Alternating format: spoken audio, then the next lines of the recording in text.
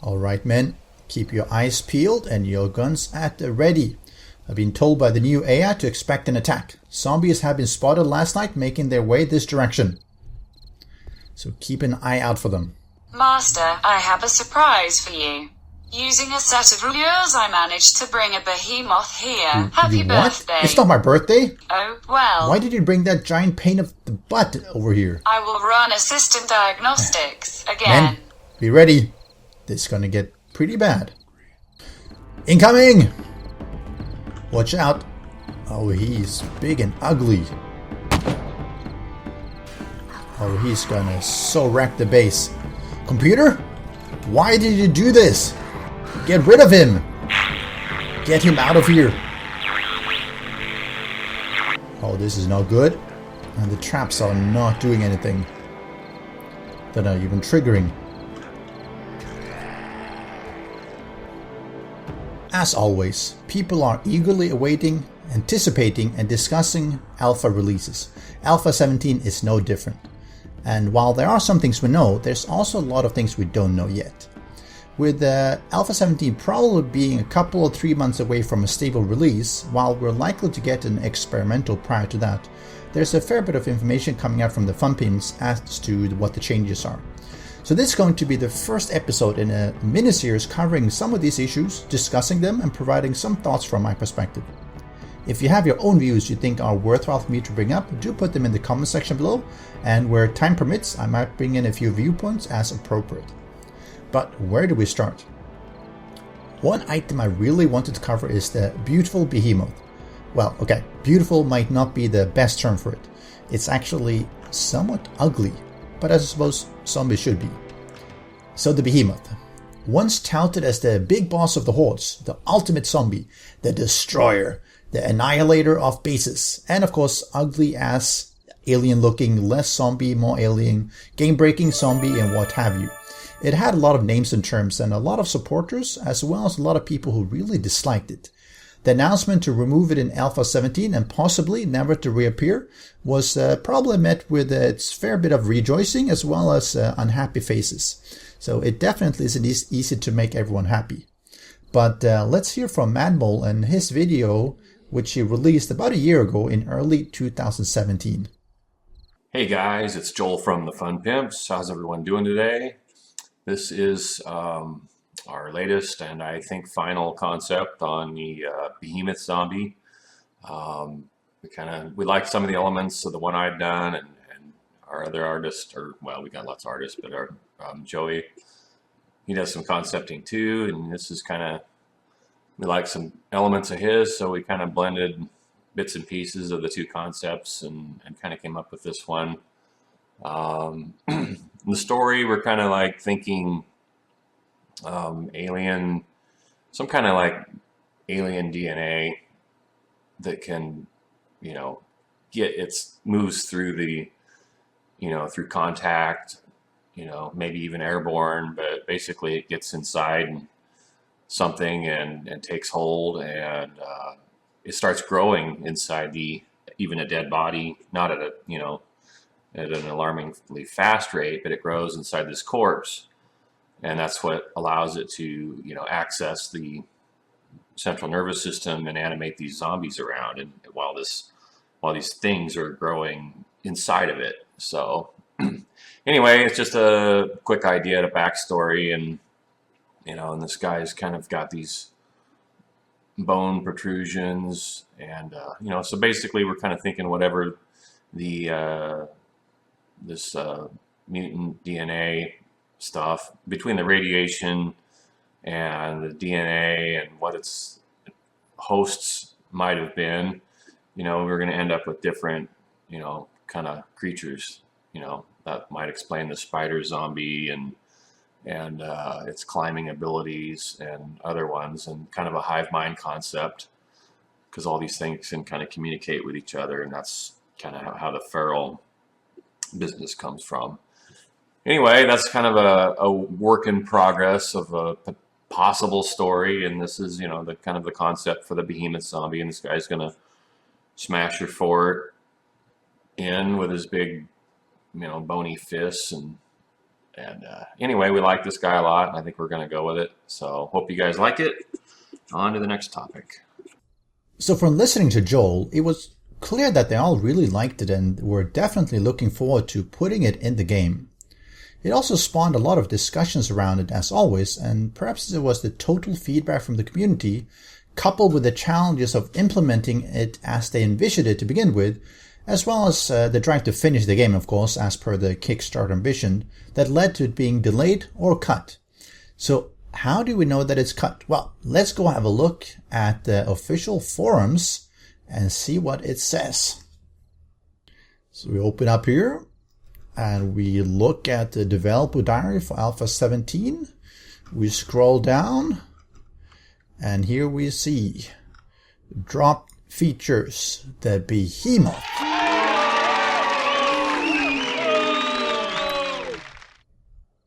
So what's my personal view? Well, it is somewhat mixed. I did like the idea of having more special zombies of different power levels with different features, different skills. Variety is always good. While a big argument has been that we should keep it to the sort of the Walking Dead type of zombies and not some of these weird weird zombies with a lot of abilities. The problem with those is that unless you throw 100 or even hundreds of normal zombies onto a player and their established space, it's not going to be much of a challenge, especially with Alpha 16 introducing electricity and traps. Something like 5 to 7 layers of electric fences will on their own kill a lot of the normal zombies. Throw in some other traps or even spikes, wood spikes, and even 100 zombies will just still mean more dead regular zombies. It's not really going to be a big challenge. And of course, it means a lot more cleanup. And can we throw 100 or more zombies at the player at the same time? No, it's just not going to work. The engine just cannot handle it. Realistically, going beyond even 20 or 30 starts to cause a severe performance issues. And if you built a big base, and let's say you have more powered items, more electricity, a larger footprint, well, you already have a large performance dip even without any zombies. So that leaves stronger zombies, ones with special abilities where fewer of them can still put pressure on the players. In that role, the Behemoth might have been a great addition. Right now, as you scale up the game stage for Blood Moon Hordes, a few things happen. First, you go through the first few weeks of Blood Moon without having any challenge. And that's kind of boring. A lot of people have commented on that, day 7, day 14, even day 21 is quite a boring Blood Moon Horde. But after that, you start seeing a slow ramp up of the challenge rating as the hordes get harder. But you counter that by building a stronger base, you put in more traps, more spikes, and a more effective way of killing the zombies. I would argue that for an experienced player, the ramp up is way too slow, as you generally outpace it with your building and your design of your base. Personally, I routinely, and those who watch my single player streams know this well, I've increased the game stage by about 50 to 100% just to make it a bit more interesting, and even then, it's really not that tough all the time, and without it, even a day 49 or 56 horde would be really dull. So that aside, with small tweaks you can bring up the challenge rating, and that's mid-game. But what happens late game for hordes? Well, for those few who get up to it, and the max game stage for the Blood Moon Horde is just about 4,000, or a little bit above 4,000 for the Blood Moon Hordes. And you start to run into some pretty game-breaking issues. Because of the way the game scales up, it's usually through one more concurrent zombies, and this gets capped pretty fast due to performance reasons, whether it's 16 or 20 or 30, but it does cap out. You have the total amount of zombies per wave, and this helps, but at some point it stops being effective. I mean, if you can't get through 2,000 zombies in a night, then throwing 10,000 at you is not going to help, because you're not going to spawn more than, be it 1,000 or 1,500, even if you're very effective at killing them. So it's just more slaughter either way. And the third way is that they throw tougher zombies at you. And the third bit can be a little bit problematic as it currently stands. Whereas feral zombies and the whites are alright, as you move towards the radiated kinds, they become bullet sponges. It still sort of works, but we have one offending zombie, which is the fat cop. A normal cop is trouble. It spits, it hits hard, and it explodes if you don't deal fatal damage fast enough, after triggering the explosion countdown to kill it. And once it's a radiated feral cop, this becomes much tougher due to the higher hit points and the fact that it heals. So if you add to this that it can't be knocked down, you can't decapitate it, so traps like dart traps and blade traps have a much higher time to kill it in time. End result, they pop, they explode, and they deal massive damage around them. And that brings up yet another problem, because explosion damage really bleeds through certain blocks, half blocks, semi blocks, and hit things behind. So even things that are supposedly protected by blocks can sometimes take damage, or often take damage, and then break down. And that's a problem for, let's say, electric fences, for your wires, etc. A few radiated cops is manageable, but a few of them at once, possibly 5 or 10 at once, becomes a major problem, because they are going to start popping. And at a high game stage, you're probably going to hit about 100 or more throughout the night. You could be using the rocket launcher and using up a couple of hundred rockets at that point, every horde, every 7 days, or hundreds of extra rounds of sniper ammo. And if they pop, well, now you have a lot more repairs to do all over. So with a few of them, together with other zombies, or 5 or 10 of them at once with the rest of the horde, and you'll be too busy to repair to fight them, and they'll bust down your walls and just destroy a lot of things. Some people say to just use shotgun turrets, and they're sort of right, and they're wrong. While shotgun turrets are great, a few of them will take down even a radiated cop, but now you're basically just burning through the shotgun ammo instead of the rocket ammo. So that's going to require some fairly significant resource gathering to restock. And replacing a few thousand shotgun ammo every 7 days is not really fun. It becomes a major grind, and it leaves you a lot less time to do other fun things like explore and build.